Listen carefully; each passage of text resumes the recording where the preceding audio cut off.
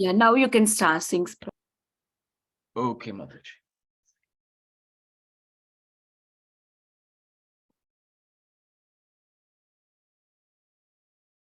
You want me to start from the beginning, Mataji? Because it was Yes, Prabhuji, if it is okay for you. Okay, no problem. Vrndavana Ramya Sthana Divya Chintamani Dhama Ratna Mandira Mano Uharam. Vrndavana Ramya Sthana Divya Chintamani Dhama Ratana Mandira Manohara. Avrta Kalindi Nire Raja Hamsa Keli Kare Tahe Shobhe Kanaka Kamalam. Avrta Kalindi Nire Raja Hamsa Keli Kare Tahe Shobhe Kanaka Kamalam.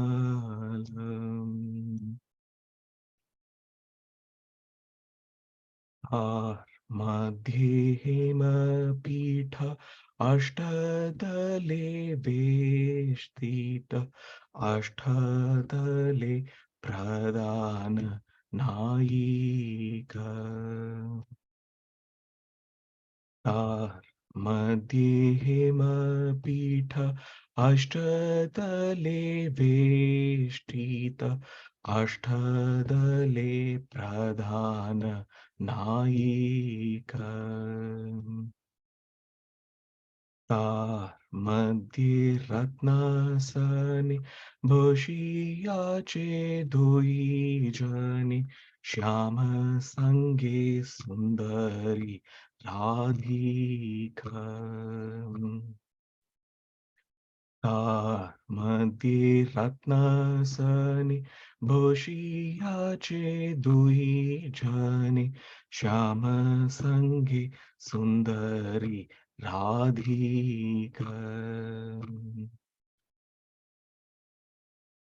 Uru Palavanya Rashi Amiya Pariche Khasi Hasya Parihasa Sambhashani.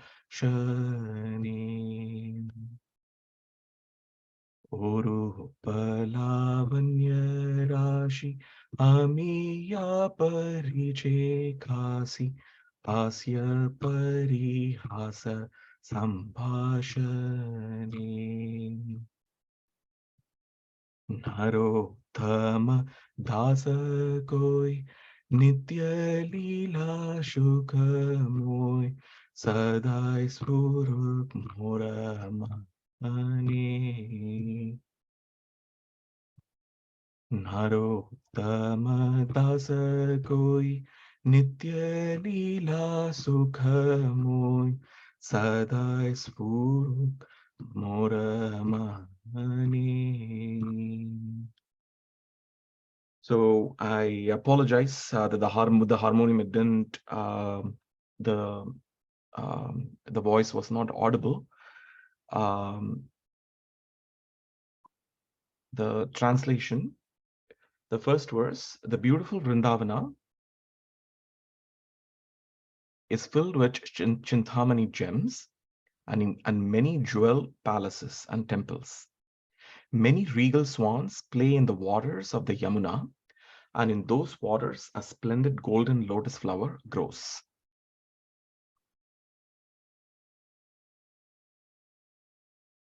Verse 2, in the middle of that lotus is a golden place surrounded by 8 petals. On these 8 petals, the 8 principal gopis reside.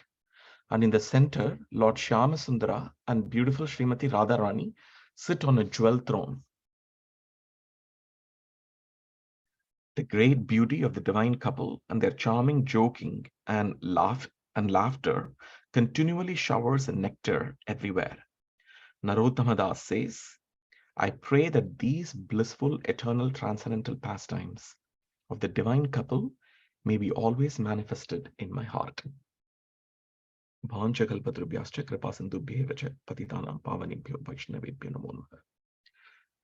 This is a very beautiful song, prayers, meditations by Srila Narottama Das Thakur from the book called Prarthana. And the subject matter of these verses is Vrindavan.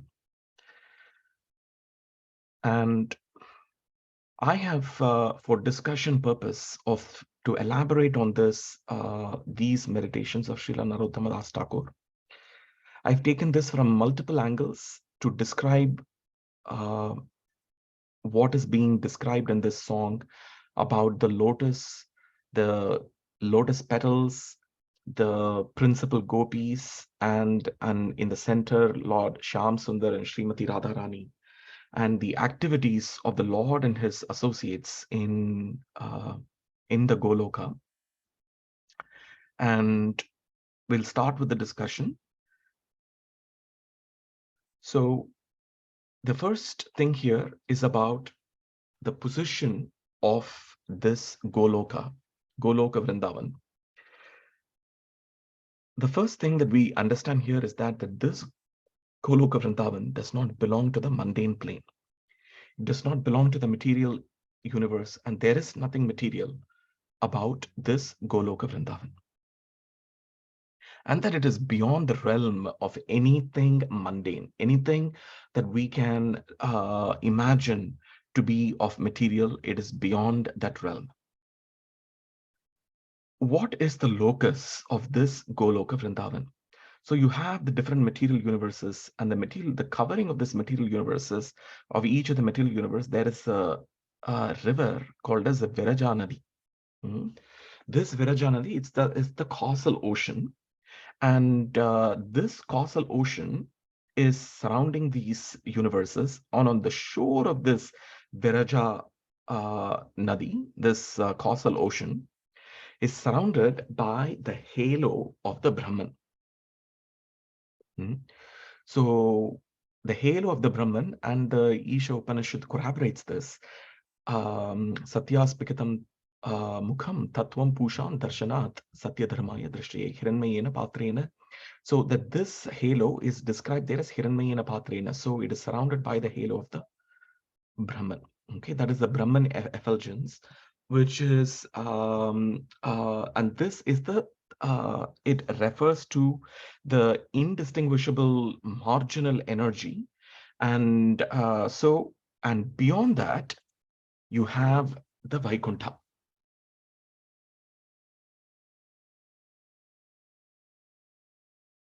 There is the majestical power.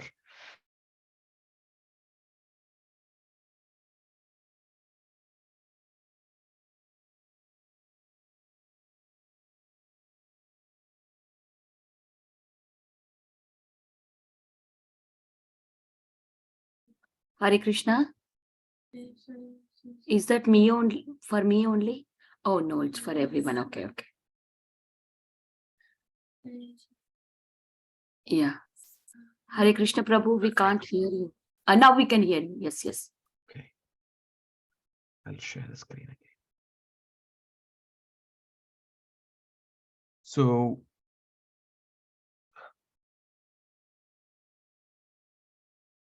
what could you till what were you able to hear, Mataji?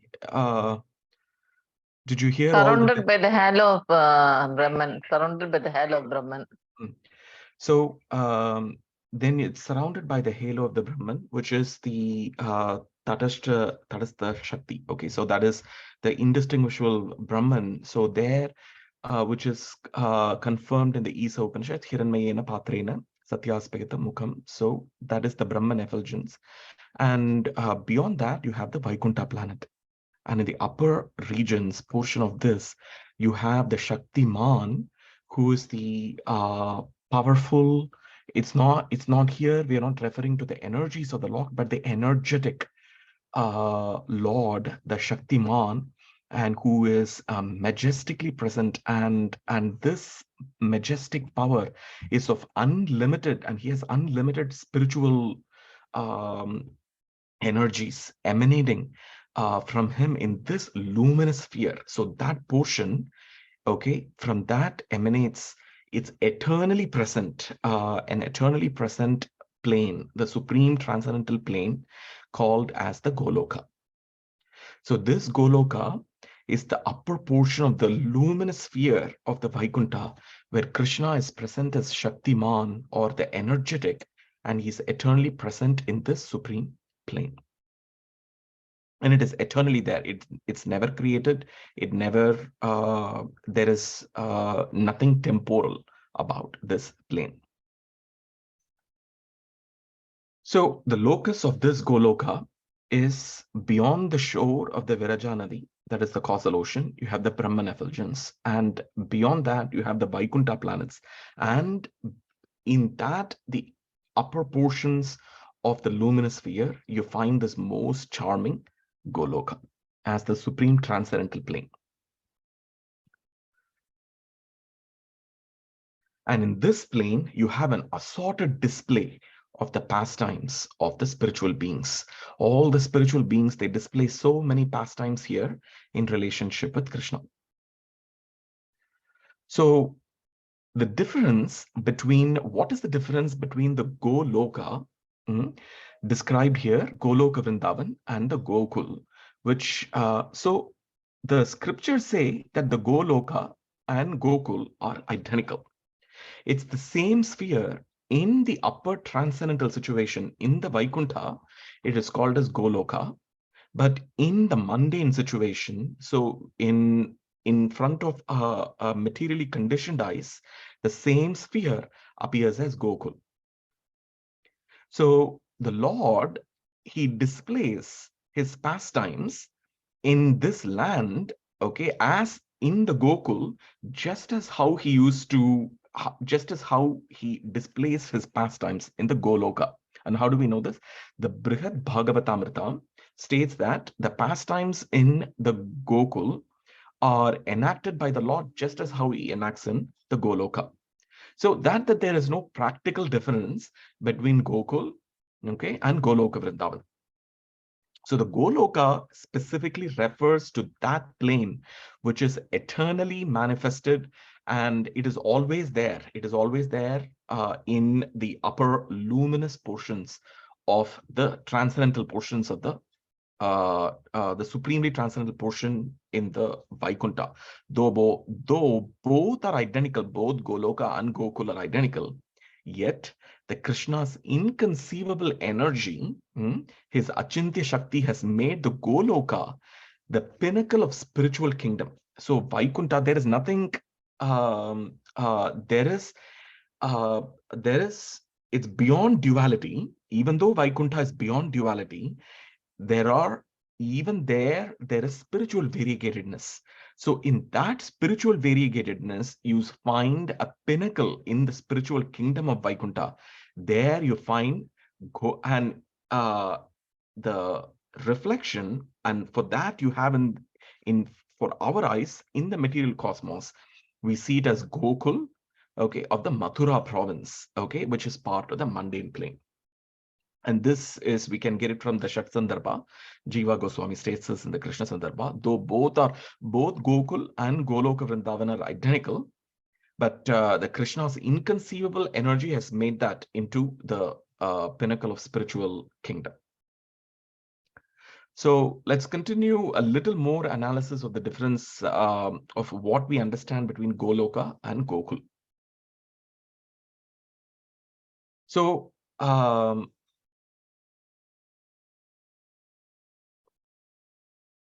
first thing, even in the mundane situation, Gokul is in the spiritual plane.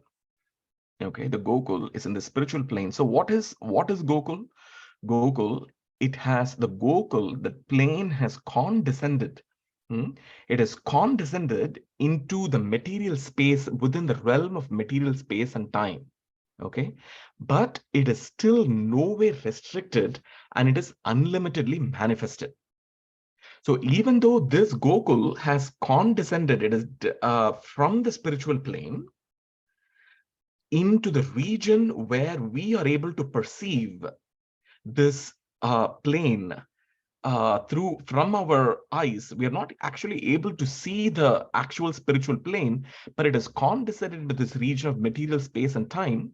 But nevertheless, its true position is that it is unlimitedly manifested.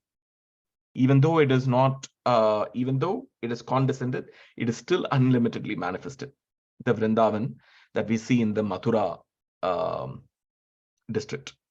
So why is it so? Because the conditioned souls are apt to assert. So the conditioned souls, they will give a material conception to this Gokul because of our senses. Because of our material senses, we give a material conception to this Gokul, and hence that is what we are able to see. But the idea of Goloka is seen to differ from Gokul. Okay, until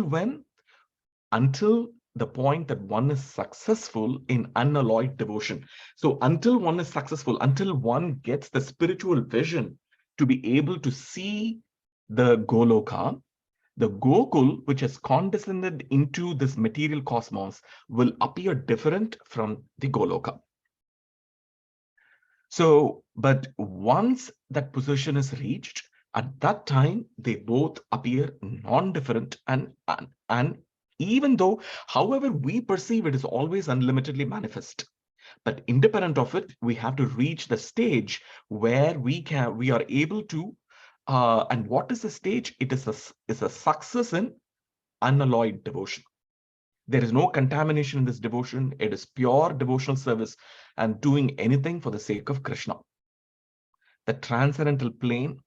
Okay, so this transcendental plane, there are infinite manifestations in this. So that is what this verse is saying here about the 8 petals in the center. If you see the Ashta, there's 8 petals in the center, but the transcendental plane, okay, so there are thousands of petals, okay, and they are all like the corolla of this lotus flower.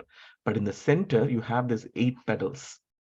And that is what is described in this particular prayers by Srila Narottama Das Thakur. And then in the center, you have the divine couple, Sri Radha Krishna. So,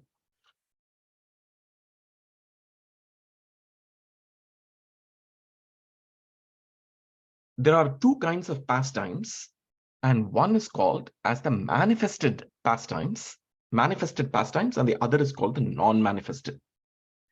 So where are the manifested pastimes of Krishna, and where are the non-manifested pastimes of Krishna? Non-manifested just means that it is not manifested in front of us, okay, in front of the conditioned souls. So the pastimes in Vrindavan that is visible to the mortal eyes are called the manifestive Leela of Sri Krishna. Okay, so these are the pastimes that we are able to see. Okay, they are visible to the mortal eyes, to the material eyes. They are called as the manifested pastimes, and they are visible in the Gokul, the Vrindavan here in our material cosmos. However, the non-manifested Leela is always visible in the Goloka. Those pastimes that are eternally going in is visible in the Goloka. So that is the difference between the Gokul and the Goloka. In Gokul, those pastimes are manifest, and even the mortal eyes are able to see it in its own limited conditioning, material conditioning.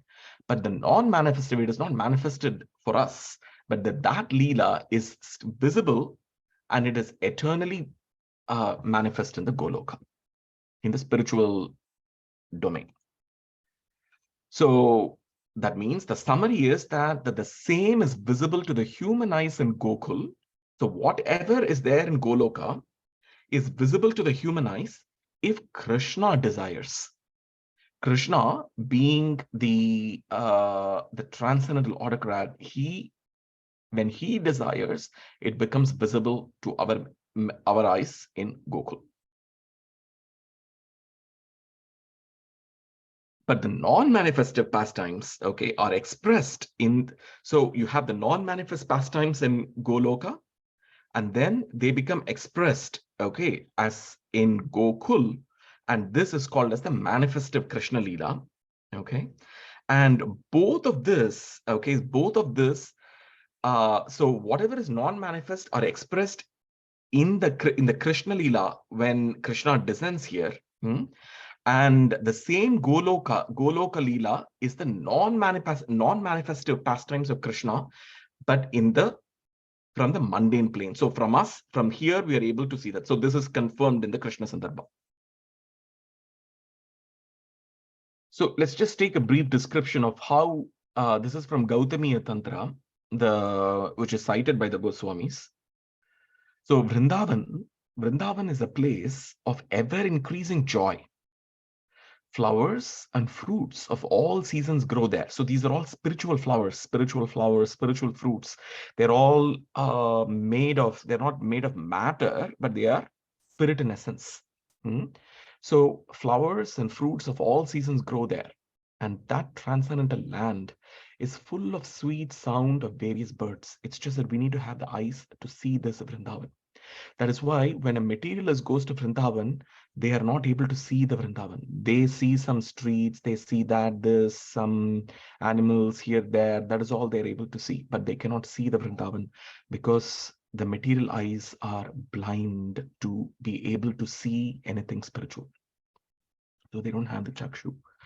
So all directions in this Vrindavan, they resound with the humming of the bumblebees. And it is served with the cool breezes and the waters of the Yamuna river.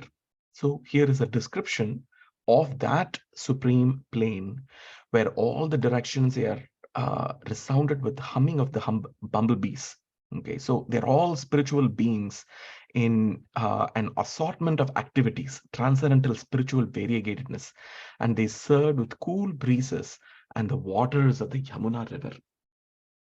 And this Vrindavan is decorated with the wish-fulfilling trees. So all these trees, they give whatever desire. They're all spiritual desires. And so that is why it is called Kalpata Vrikshas, but it's like full of them, but no material desires, all spiritual desires wound with creepers and beautiful flowers. So it is, its divine beauty is ornamented with the pollen of red, blue, and white lotuses. So it is an amazing place where there is no time, there is no miseries, there is no anxiety, there is no, everything is dovetailed and in a supremely enjoyable position. And the ground is made of jewels whose dazzling glory is equal to the myriad of suns rising in the sky at one time. So there is so much effulgence here. So that is what is, so the Vaikuntha planets, they are like eternally effulgent this way. On that ground is a garden of desire trees, which always shower divine love. In that garden is a jeweled temple whose pinnacle is made of rubies. So that is what Narottama Das Thakur is referring to here, that there are temples. And so there is a temple whose pinnacle is made of rubies. It is decorated with various jewels, so it remains brilliantly effulgent through all seasons of the year. Even though the word all seasons of the year is used here, we should not think that it is time-based year. So if there is no time, then where is the season? Where is the year? Because all of this are manifested in the Goloka, but it is all by the spiritual will. So there is no sun and all those things to cause seasons, but all those beautiful things are there. And what we see here as sun-created seasons are all just a reflection of what we see in the spiritual abode. So here a sun is required to create those kind of seasons. But in the spiritual world, all those seasons exist independent of the presence of the sun. The temple is beautified with bright colored canopies, glittering with various gems and endowed with ruby decorated coverings and jeweled gateways and arches. its splendor is equal to millions of suns, and it is eternally free from the 6 waves of material miseries. In that temple, there is a golden throne inlaid with many jewels. So that is again described here in this prayers of Srila Narottama Das Thakur.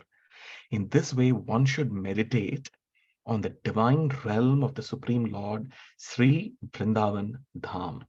So this meditation, whatever the Gautamiya Tantra is saying, that is what Srila Narottama Das Thakur is meditating on in this particular, these very nice prayers of Vrndavana Ramya Sthan. So let's also see how this Goloka is also referred to in the Upanishads. We can get the feature of it from the Chandogya Upanishad. And I've taken this translation here from Madhvacharya. There are very nice translations of Madhvacharya of Chandogya Upanishad, Mandukya Upanishad, and many Upanishads, very nice ones. And then this Chandogya Upanishad, this is the verse where it says Bruyad Yavan Va Ayam. And then it goes on to describe Agnischa, Ayuscha, Surya, Chandramasa, Ubhav Vidyun, Nakshatrani Yat. So Chashi Hasti. So in this way, it goes on to say that in the material world, universe, you have the wind, you have the fire, you have the sun, you have the moon, you have the stars. So many variegatedness are there in the material world. But in the spiritual world, there are way more variegatedness than this, that all the variegatedness of this mundane world are there, like what is mentioned here as what we see here as the different planets, the sun, the moon, the stars, and so on.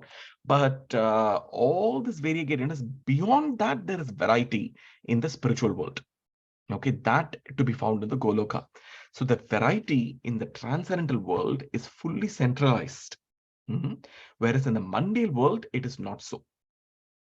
Okay, and hence we have all miseries and everything, but there, everything is there present in that one place of Goloka. Okay, it is one place, it is centralized, it's there in the place of Goloka. But here it is all, there is so much variations and producing that lack of permanent feature and producing anxiety and misery. That lack of permanence becomes the cause of the anxiety itself. And hence the centralized variety of Goloka. What is that centralized variety?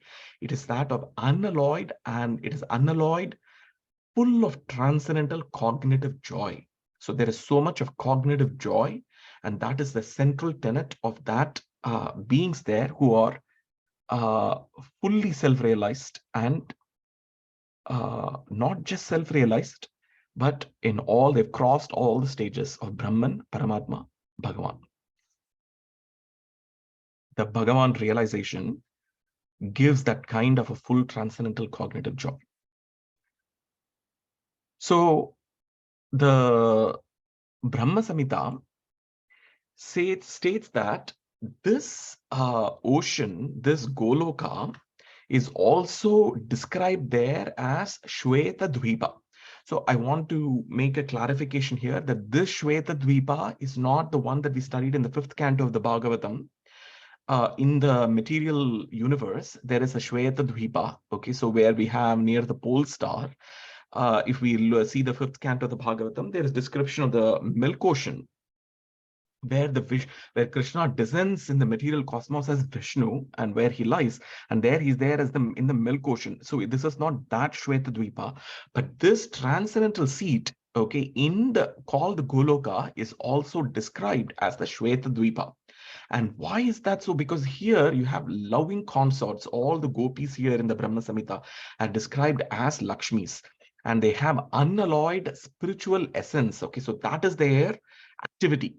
So their activity is that they have unalloyed spiritual essence as the practice. Okay, and they do amorous service to the Supreme Lord Krishna as their only lover. Okay, and what is the description the Brahma Samhita says for this place called the Shweta Dvipa, where every tree is a transcendental purpose tree. Okay, so there is every tree is transcendental, where the soil is a purpose gem. So it is like every soil is spirit in nature, and is a all water is nectar. Every word is a song. Okay, everything is so mellifluous to hear. Every gate is a dance. The flute is a favorite attendant. So the flute serves Krishna as it is not something which is matter, but it is a favorite attendant of Krishna. The effulgence is full of transcendental bliss. And the supreme spiritual entities, okay, with all assortment of pastimes, everything is enjoyable and tasty. And here there are a huge number of cows that provide the milk. Okay, and these emit this transcendental oceans of milk. Okay, so it appears, so it is so that is the Shweta. Shweta means white. Okay, whereas there is eternal existence of transcendental time. So it is not a material time. This is a transcendental time. Okay, which is beyond what, when we say time, we refer to things that will get destroyed. But this refers to the transcendental time, and where it is always in the feature called as ever present. There is no past, there is no future, and it is always in the present. And hence it is not subject to what quality is not there. There is no quality of passing away. Even half a moment does not pass. So there is no passing away of any moment. So what is the conclusion of this? That the twofold entities, okay, you have the supreme Goloka and the supreme Shweta Dvipa, they are indivisibly in the realm of Goloka. So those who are so purified in their rasa, so so much in the devotional mellow, they are able to enter this spotless zone called as the Shweta Dvipa. Okay, this island called Shweta Dvipa, which is non-different from the Goloka. So I just took this. So this is covered in 2 verses in the Brahma Samita, and you can see mention of the Shweta Dvipa as in verse number 5 of Brahma Samita. And I would also suggest to look at verse number 56, where there's like several paragraphs of description of this Shweta Dvipa.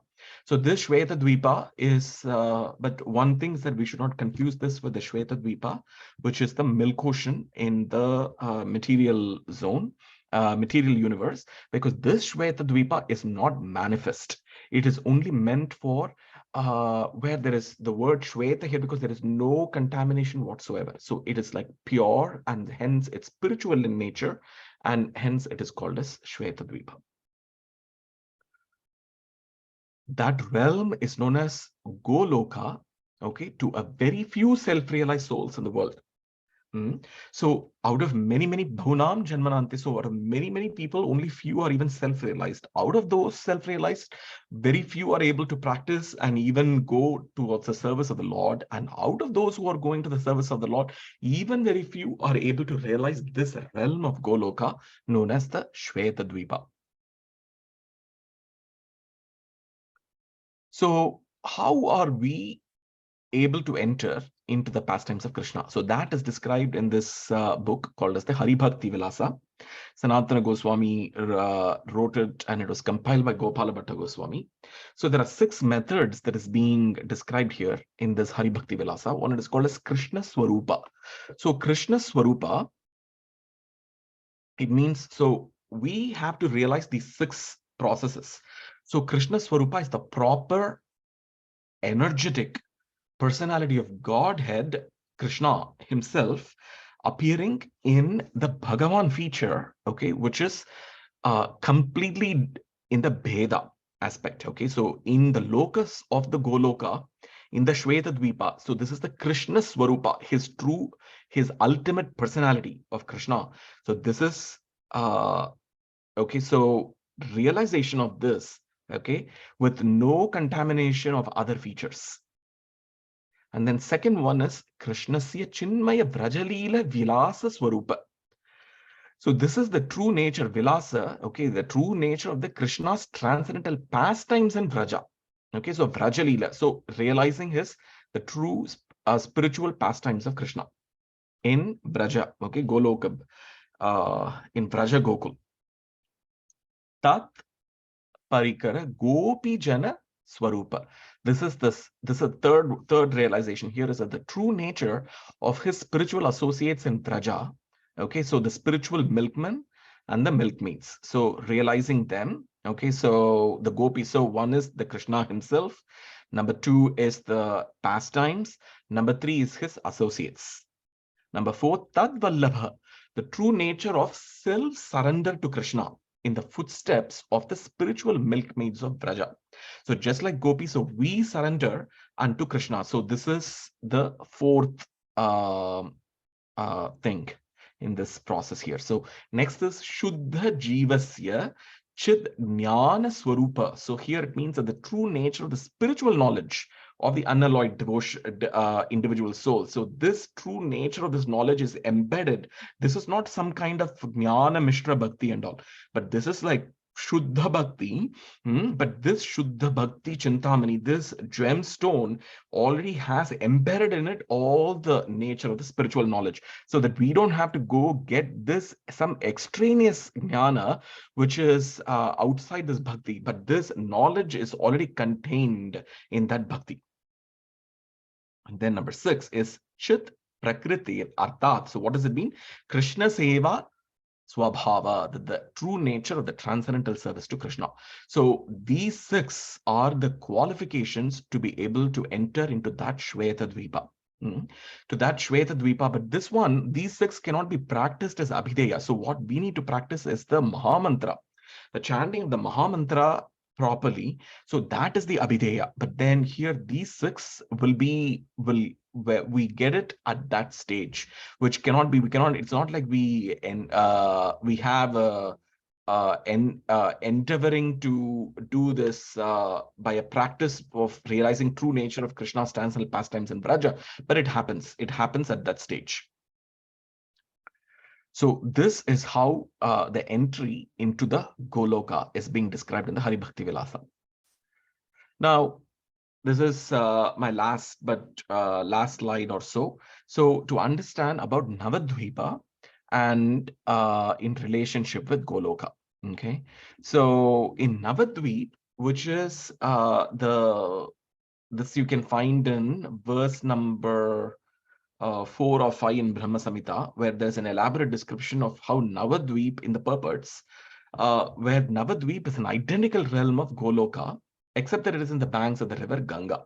It's in the banks of the river Ganga, but here Gaurachandra, just as Shyam Sundara, so Shyam Sundar, you have Gaurachandra here, who is Govinda and is the entity of pure cognition, but he has 2 hands. And he is the soul of all souls, who has the supreme great personality. And he appears here as a meditative sannyasin, sannyasat krit kritat shanto nishtashanti parayanahan, who is beyond the 3 mundane attributes. So all the mundane attributes is beyond this and makes the process of unalloyed devotion manifest in this mundane world. So he is, this Gaurasundar is able to manifest those unalloyed devotion, those pastimes in this, and he is the sole Godhead, and there is no difference.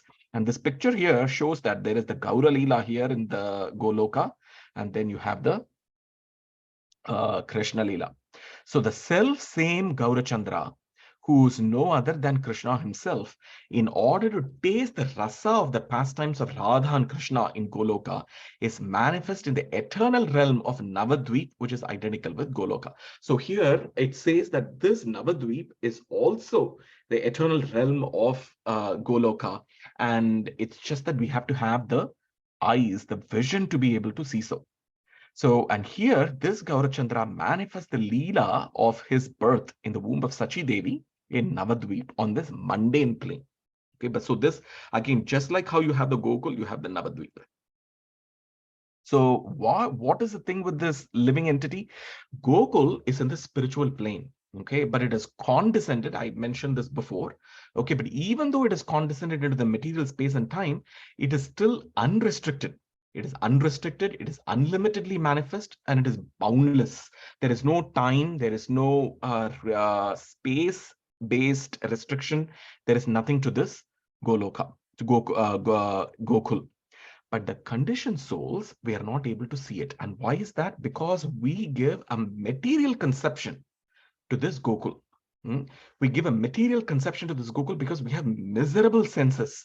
And so as to bring them to the level of their, so that we can bring it to our intellect. So, but if we take out our intellect and not try to say that we are able to somehow try to bring it within our material grasp and try to understand it from our through our material intellect, we would be in a better position there. So, and although the eye of the observer, this is again a citation by Bhaktisiddhanta Saraswati Thakur, that eye of an observer is impeded by a cloud. So we have a cloud and then we are trying to gaze the sun, okay, but the cloud is obstructing it. In the same way, the material cloud is completely obstructs us to see the spiritual world in this Gokul or the Navadvip, just as how the sun is covered by the cloud.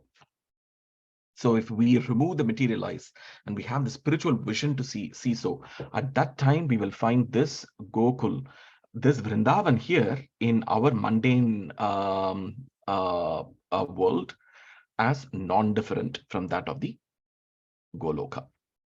So the summary here is that the idea of Goloka is seen to differ from Gokul until one gets success in this Raghanuga Bhakti, this unalloyed, it is unalloyed devotion. There is no contamination. Until then, everything will seem different, and we won't be able to see, we will see a material zone and a spiritual zone. But at that time, when we are entirely successful in this unalloyed devotion, all we will be able to see is the spiritual domain. So this is sort of a discussion for these prayers of these meditation by Srila Narottama Das Thakur. And if I've said anything wrong, if there is anything that you'd like to add, please feel free to do so. And I want to offer my humble obeisances and to all the Vaishnavas here.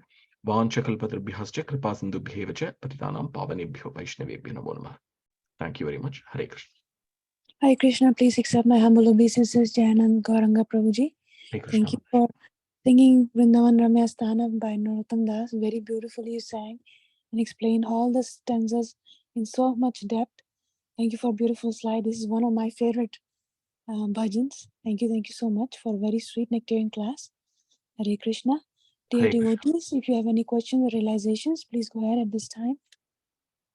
Hare Krishna, Prabhu. Thank you so much. Thank you so much for choosing this bhajan, singing it and explaining it so nicely. Especially, I like the way you explained it from the Brahma Samita's standpoint. I did have a question. When you were explaining Shvetadvip in the spiritual world, that is Goloka. So why is it that the outer rectangle is called as Shvetadvip according to the Brahma Samita?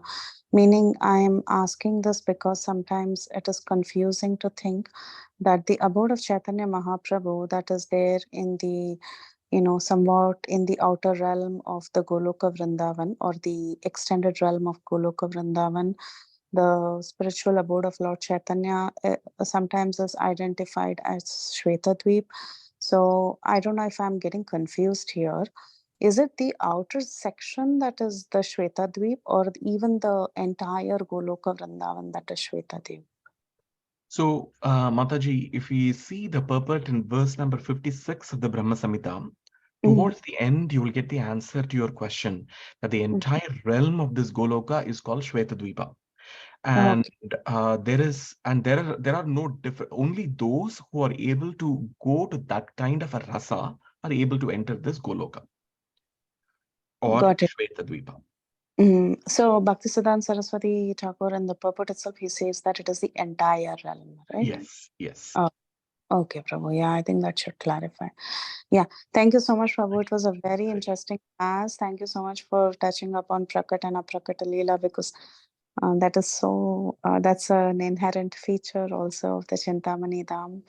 So it was very, very nice, very meditative session. And also, I was pleasantly surprised, I should say, that you took it up from Brahma Samhita, which was so much philosophical and more explanatory. So thank you, Prabhu. Hare Krishna. Hare Krishna.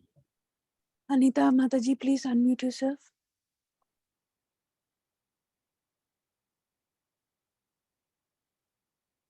Hare Krishna, Mataji. Yes, Sukaka Krishna Hare- Prabhu raised his Hare hand. Krishna, Prabhuji. Hare Krishna. Yeah, Sukaka Krishna Prabhu, we'll go with the raised hands, Mataji, sorry. Sukaka Krishna Prabhu, please go ahead. Hare Krishna, Jayananda Gauranga Prabhu, you took us straight away to the Goloka today. So nice. We read in the books, but can you just tell me how do they get this Shastra Chakshu? When we go to Vrindavan, you said this Vrindavan Gokula is actually Goloka. We are all chanting and going, we are seeing, and we are forcibly seeing that it is, yes, Krishna has stayed here, and we are not able to see Krishna. But in the sloka, it's told that if you go to Yamuna Tata and see Shama Sundar, then you can never go back and live in the material world. You'll get glued upon. So how that mood will come when we go there? We should not come back to the material world. We should be staying there only. What is the way that we can get really attracted and see that it is Goloka, it's not different? So two parts to that. There will be more explanations to this, but one is the devotees with whom we are going there. So, or the devotees with whom we are seeing that place. Okay, the association of the devotees will make the difference. So, if somebody goes in a, let's say, as a tourist, they will not be able to see the place at all. But with the devotees' mercy, and the doors of Vrindavan will open. And by the causeless mercy of Krishna, but the mercy of the Vaishnavas in many, many occasions are even more than that of Krishna himself. Because you can see that even in the Bhagavatam, so many devotees were made by Narada Muni, who was, it is not like Krishna himself came and, or Narayana came and made all these devotees, but the Narada Muni made so many devotees in the Bhagavatam. So those devotees who are already living in that plane and who are able to see it, by their mercy, will sometimes show us a window into that spiritual world. And this is not something that comes, it is something that can be forced or practiced or anything. But all we can do from our stage is sincerely follow the instructions of the spiritual master and do the chanting properly.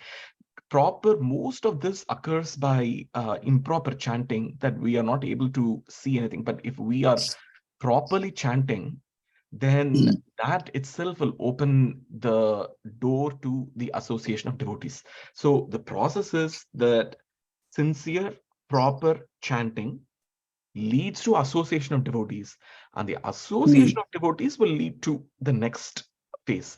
But the in-between phase, association of devotees, is the key to everything after that, because that we should not take it very lightly, and somebody will be merciful to us and show us. So is that okay, Prabhu? Yes, Prabhu. Actually, because when I was in Dubai for last 20 years, there's been Bhakti Bringa Godeswai Maharaj. He's a very great disciple of Srila Prabhupada, and he has stayed in Vrindavan for more than 30 years. So he has told Prabhu, you come once in Kartik time, come for 7 days, and I will take you to each and every tree, every groove where Krishna and Radha had passed time, because somehow by Prabhupada mercy I could see. So this Kartik Mela I'm planning to go. So I want all the Bhakti Sangha, also devotees want to come, because Bibi Govinda Maharaj said, if you stay with me, I will surely show you what all happened here. Of course, we have to be pure and we should be chanting properly, otherwise we cannot see it. But he has made an offer. So I want to go this year. So I will inform all of you who are interested can join, and we can just be with Maharaj and see for 7 days. Thank you, Prabhu. Thanks for the wonderful explanation. We did so super Romba Nanar. Fantastic. Thank you. Hare Krishna. Ganeshwari Lakshmi Mataji, please unmute yourself. Hare Krishna Prabhuji, thank you so very much for a beautiful class. I have a couple of questions. First one, so when you say everything is centralized, you were saying how everything is centralized. So I understood from that meaning centralized in devotion, meaning that everybody is so focused in devotional service that there is basically no conflict. Everything is always focused on Krishna and devotion. Is that how I'm to understand it? When you were comparing it to the material realm, as there's so much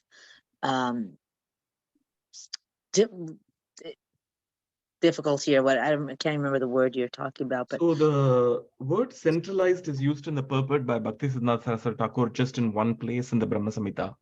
And what I would, in the context in which it appears, I will say, and then you would be able to see what it says on your own, Mataji. The context in which it has been written there is that in the material world, you have like, let's say the sun is in one place, the moon is somewhere else, the stars are somewhere. So there is like everything is like all over. Like it is suddenly you have sunlight coming in one place, sunlight is not there in the other place. So, but that is not how the spiritual world is. Because here there is a variegatedness, but this variegatedness of sun somewhere, moon somewhere, stars somewhere, planets somewhere, everything is like, it's all like spread out. There's like chaos here. But in the spiritual world, everywhere it is effulgent, even though there is variegatedness. So it is just a comparison. He has just used the word centralized just to compare the variegatedness in the material world versus the variegatedness in the spiritual world. The variegatedness in the material world, for our material eyes, is appearing as matter in different places. It appears different everywhere. But in the spiritual world, that variegatedness, it appears like, for example, if you take the top of a mountain and the bottom of a mountain, the top of the mountain may have a snow in the top of the mountain. The bottom of the mountain may have trees because of rain, or maybe no tree because of no rain. So there is this variegatedness, but it is all in a divided way like this in the material zone. But in the spiritual zone, the top of a Govardhan mountain, the bottom of the Govardhan mountain, everything is the same, but you still have the variety, but it is spiritual. It is, so in that context, he has used the word centralized. Okay. I wouldn't go too much into the word. It just appears once in that. Yeah, I'll look at your slides and maybe my question will become more clear for me. And the other question I had, okay, so when you were speaking about and I might have missed it, about Shweta Dvipa and in Goloka and Chaitanya Mahaprabhu is there. So our understanding is Chaitanya Mahaprabhu is eternally, just like Krishna is eternal. I mean, he's the pinnacle. Chaitanya Mahaprabhu is also there equally as eternal. It's not like he's come down, Krishna has come down as Chaitanya Mahaprabhu in this material realm. He's there eternally in Goloka Vrindavana also. Correct. That is what the purport is saying here. He is eternally present, and those are the non-manifest pastimes. And when he wants to manifest it here in front of our eyes, then he appears in a Navadvip here in the mundane plane. Okay.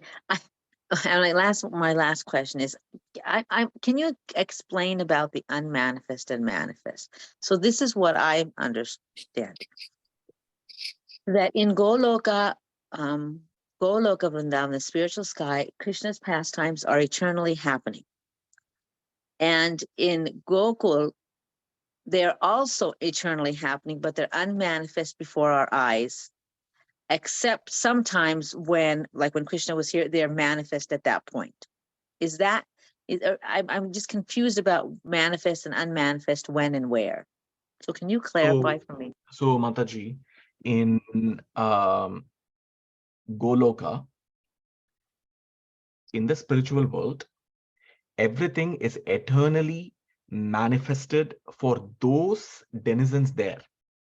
But for us, it is non-manifest because we are not able to see it. Right.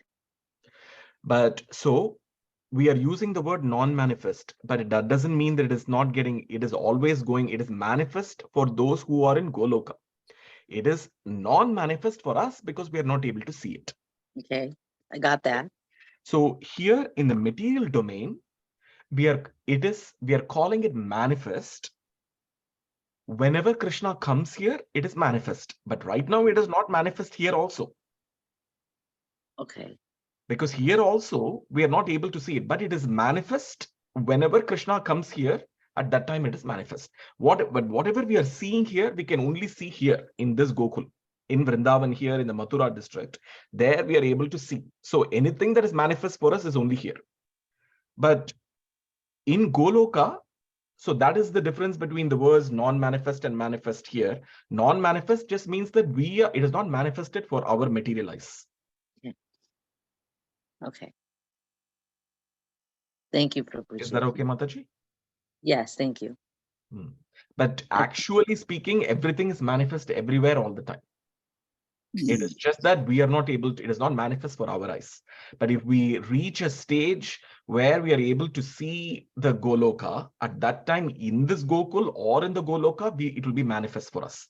Okay, It's so just that we are not able to see, we have not reached the state where it is manifest for us. okay, so for those people, so for example, Narottama Das Thakur, he could see. Yes.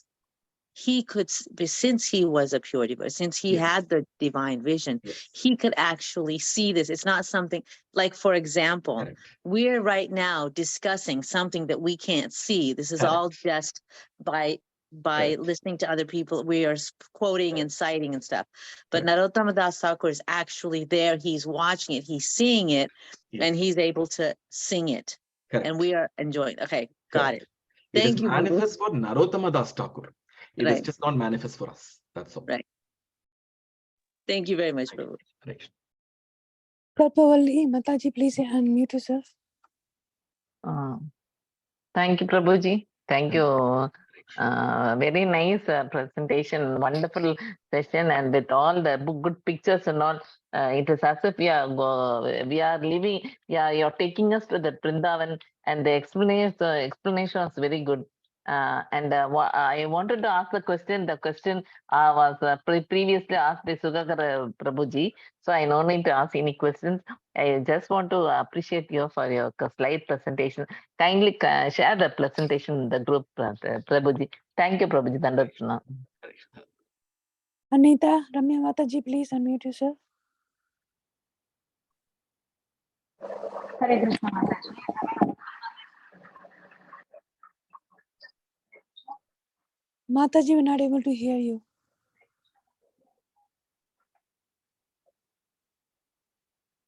Hare Krishna Prabhuji. Hare Krishna Mataji. I couldn't hear. Am I audible? Little bit. So like you were saying about the Shweta Deepa, right? In Goloka and in Monday was the Shweta Deepa in Goloka. You were saying. Sorry, I think too much of noise. Yeah. So in Goloka, the Shweta Deepa, you were saying that the milk of the cows, right? So that I couldn't understand it properly. And one more thing is in mundane world, the Shweta Deepa, the Mahavishnu is lying, the milk ocean. Vishnu is lying. Is that inside the material universe? You were mentioning about the Kshiroda Vishaya Vishnu, or it's the Karana ocean Mahavishnu? So the material universe, Shweta Dvipa, is where the Kshirodakasai Vishnu, the Vishnu in the milk ocean is lying. That is called Shweta Dvipa. But that Shweta Dvipa and this Shweta Dvipa, they are just not even connected. The Goloka being referred to as Shweta Dvipa here in the Brahma Samita, verse 5 and verse 56, is referring to Shweta Dvipa here because it's so pure. It is so pure that it's spotless, pure, unalloyed devotion. Those who are in that kind of a rasa are able to go to that thing. But I would not read, if there's any little confusion, I wouldn't even read much into the word Shweta Dvipa. This Shweta Dvipa and that Shweta Dvipa are like spoken extremely different contexts. There is no connection there.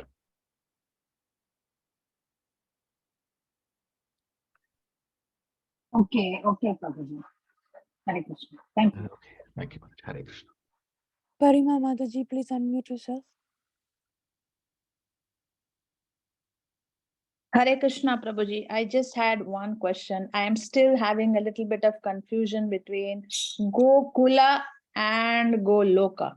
Mhm. I mean, can you please explain that again, please, Prabhuji? So Gokul, Mataji, if you fly or go by train to Mathura, and from there you travel to Vrindavan, Gokul. So that place is what is called as Gokul. Okay, that Yeah. which you're able to go by train and plane and bus, that place is called as Gokul.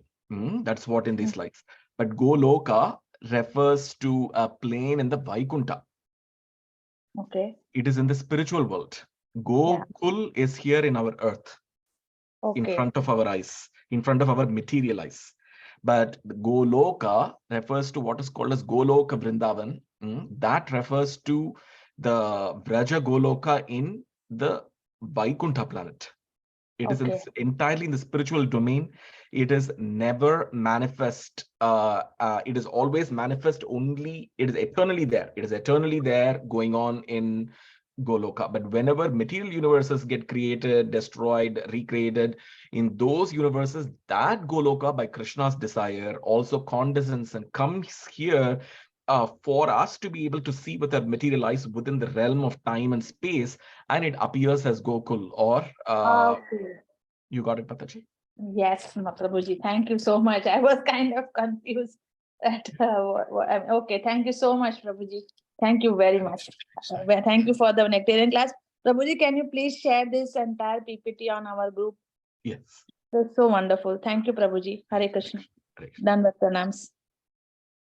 Suksagri Mataji, please unmute yourself. Hey Krishna Prabhuji, Dhanvar Pranams. Thank you for the nice class, Prabhuji. Prabhuji, my questions were also in the same line like what Parima Mataji just mentioned. I think one of your slides mentioned that Gokula and Goloka are the same. So I was confused at that because my understanding is that Goloka is like the spiritual realm, which includes Vraja, Gokul, Mathura, like that. So that's why I was also confused. Prabhu. Goloka, that is that place, Goloka, same as Gokul.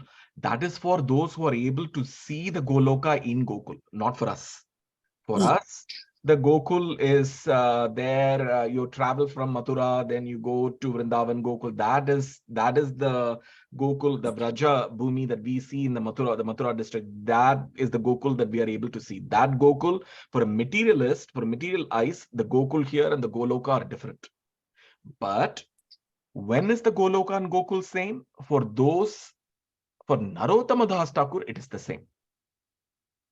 Because So for him, you he's able to see the Goloka and Gokul as non-different. Yeah, so when you're saying Goloka and Gokula, you're just referring to the difference between the spiritual and the material realm in that Correct. sense, not the actual. That is what is being referred. Gokul is in the material world. Goloka is in Vaikuntha. Yes, bro. But Goloka also has a Gokul aspect to it, but we're not discussing about that now. So that's what in that context you're trying to explain. So yeah, my other question was also, Prabhuji, I heard in one of the classes that the Navadvipa in the spiritual realm is actually Shvetadvipa. So was that the one you were referring to? Or because there's so many connotations to each of these words in the Vaikuntha realm as well as the material realm, which is of course, like you say, exalted devotees see them as a spiritual realm. So I mean, was that the same or is that different? So, Mataji, what I would probably suggest here is, if we again, you probably already went through the verse, but if you go through the 56th verse purport, it will clearly explain you that at the end you will see the thing that states that the Shweta Dvipa is pretty much the I think the word Shweta Dvipa verse. I don't know whether I should have even taken this, but it's the same. It is the supreme Shweta Dvipa is indivisibly. It is the same as the Goloka.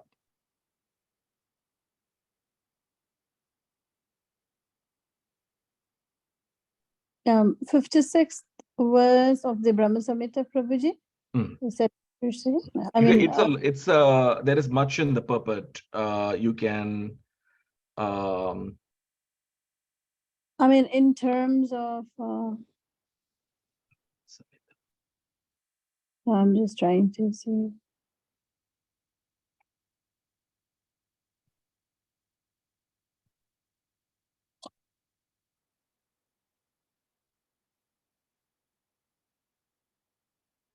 so otherwise it'll become a whole discussion on Brahma Samita verse, but Yeah. but you can take a look at it, Mataji, 56. It will explain you about this Shvetadvipa and how it is, and what is the connection between Shvetadvipa and Goloka. That which is. It's actually pretty long, elaborate, good purport here is there. So just to clarify, I will read at least one sentence there, which will make it all clear, I think, here. Let's see. Can you screen share also so everyone can see? I'm actually doing it on my cell phone, Mataji, just 1 second. I can also do that, Prabhu, for you. No, yeah, you search because it's Can out someone of put the database link? now. Suksagari Mataji, did you open in the phone? Can you put the link in the chat box? I can quickly open here. Let me just. Or you can also put, Prabhu, in the chat box. Somebody can put the link for me. Otherwise, I can open it directly. 1 minute, Vinita, I will. No, and the problem is it's out of database, so you'll have to go to a different website to catch hold of the text. It's there in the database. It's there in the It went out, right? Oh, It's there in the database. I'm seeing it in database. Okay. Vinita, Yes, I got it, Mataji. I'm going to share it on the screen so everybody can see. Prabhuji, I think that Shvetadvip which is given there is kind of referring to the viewpoint per se and not the actual ones. At least in the purport, if I understood correctly. Which last paragraph you said, right, Prabhuji? The last paragraph you can. So this also eternally exists only in the self same Shvetadvipa. This thing, and I will also see one more place where I have a site of verse number 5. I think I'll see that also. 1 second. Verse 5. There, if we go to the purport, 1 second. Verse 5. Prabhuji, I think also the first paragraph is giving the detail of how it is actually the viewpoint rather than the actual Shvetadvip.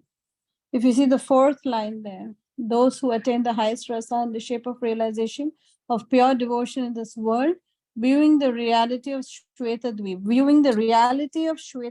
in Gokula, Vrindavan and Navadvip within this mundane world, designate the same as Goloka.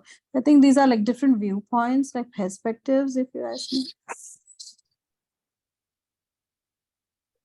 But in essence, Mataji, the word Shvetadvipa is used for Goloka. That is all there is. I mean, I don't think we should just get confused just because there's a word Shvetadvipa, I think, because I'll see 1 second. Mataji, can you put verse number 5? Sure, Prabhuji. I will put verse. Yes. Sure, Prabhuji. I'm moving it to 5. Yes. So we'll just read this purport here, parts of it.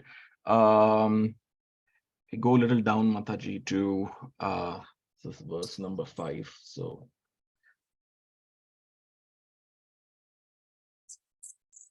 I think is this verse number 5, Mataji?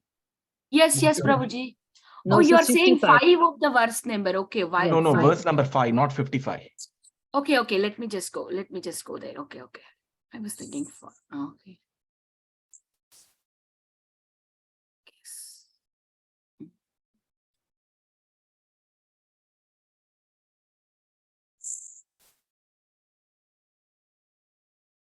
Yeah, this is 5.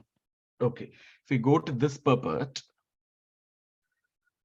Okay, so primarily Gokul is a seat of transcendental love and devotion. Hence, Yamuna, Sri Govardhan, Radhakund, all these. Okay, let's go down a bit to, let's go next paragraph, Mataji, where there's more description of Yeah, there, we stop there. So Shweta Dweep in Goloka is their place of abode. And so here it is, and hence the region of Navadvip, Vraja, and the realm of Goloka are one and the same indivisible entity. So if you see here, essentially the Shwetadweep, Navadvip, Vraja, Goloka, everything, they are almost referring it to the same domain, So there is this hidden principle which only the greatest souls who are possessed of the highest transcendental love are enabled to realize by the direct grace of Krishna. The truth is as follows. In this mundane world, there are 14 spheres disposed. Okay, so these are the 14 lokas, up and down.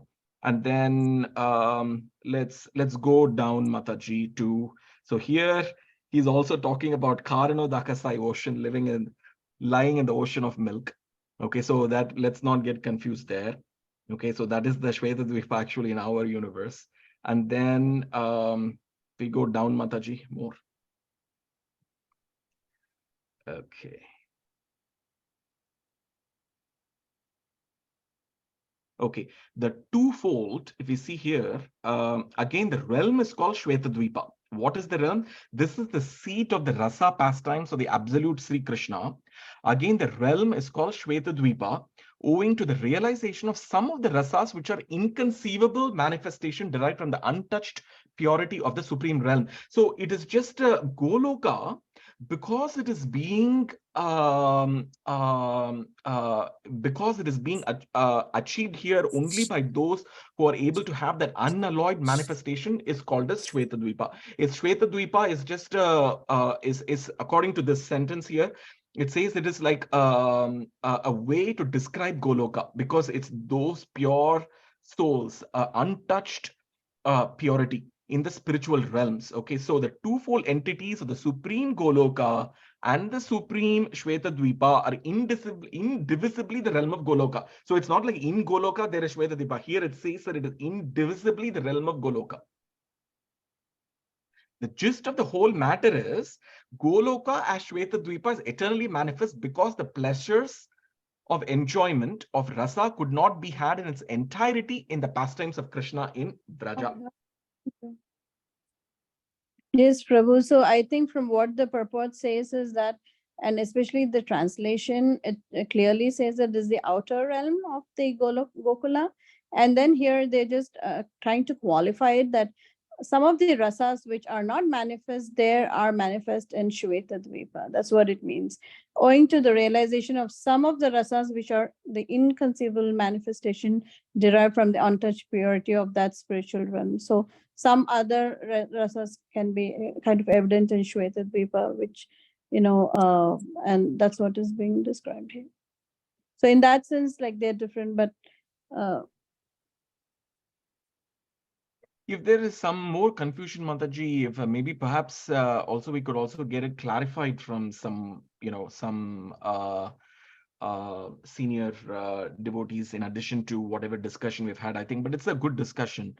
There is some, the way the sentences are here, it is a little, it says, because I totally understand this, because in the translation it says in some way, but in the purport, it is mentioned in a way which is like if we read this, thing, this is the seat of rasa, pastimes of absolute Sri Krishna. Again, the realm is called Shwetadvipa, owing to the realization of some of the rasas, which are inconceivable manifestation derived from the untouched purity of the supreme realm. The twofold entities of supreme Goloka and the supreme Shwetadvipa are indivisibly the realm of Goloka. So yeah, that's what it is saying, Prabhu. The realm is called Shwetadvipa, owing to the realization of some of the rasas which are inconceivable. So it's not like the complete rasas, it's some of the rasas which are inconceivable manifest. So that is how Shwetadvipa is different from there. But then it is also divisibly the realm of Goloka. So it is coming under the realm. But then, like it says, there are some of the rasas which are inconceivable manifestation. So those are seen there. So that is what you're saying. Out, yeah. Mentions in the translation, it is the outer, section, like a rectangular section. I think there is some geometry also they mentioned, like a rectangular section outside, and it's white in color. And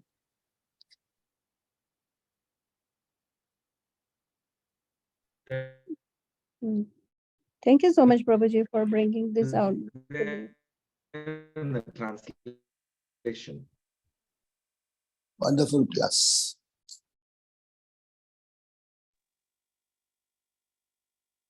Prabhuji, your voice was It's breaking. there in the translation. Yeah. The rectangular thing. If you go up.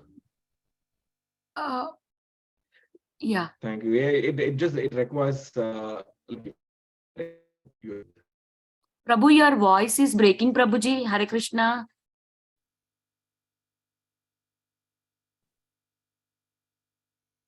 no, just more.